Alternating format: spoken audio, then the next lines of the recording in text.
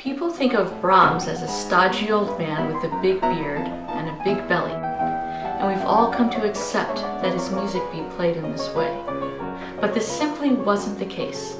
Brahms was one of the most passionate creative composers ever to cross this planet Earth. There's so much evidence that people who knew Brahms and played his music did so with originality, freedom, verve, and extreme expression. This is what compelled us to look at Brahms again, to rediscover his music and hear it in a fresh and authentic way. In making this album, we found we had to break most of the rules that we had grown up learning in Brahms' interpretation. We would often surprise ourselves with what came out of these sessions.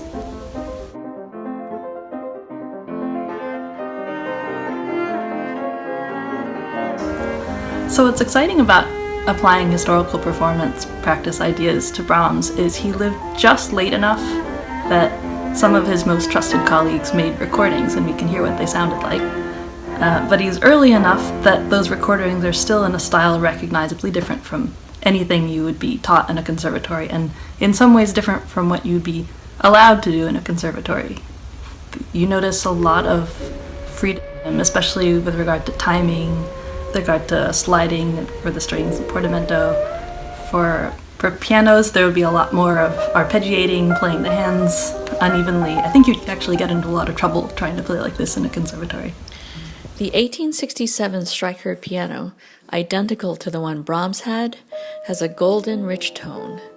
There is a typical clarity of registers and voicing, which makes the Viennese piano so ideal for Brahms's music.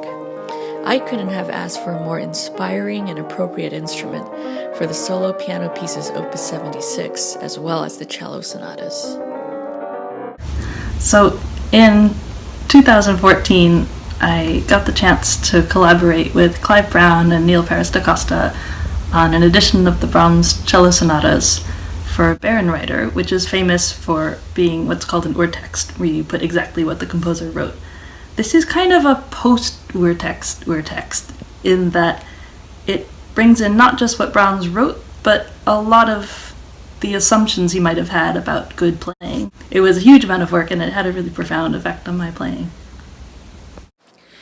Making this album gave us the freedom to ask, what if?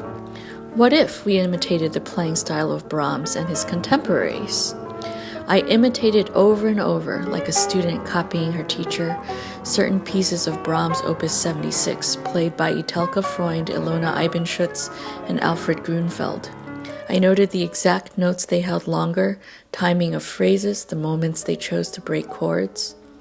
Then and only then did I start inculcating this style of playing into my system, and I felt like I was finally playing in the spirit of Brahms. It's been an incredibly nourishing and inspiring musical friendship through the years. We really feel we found a new take on Brahms.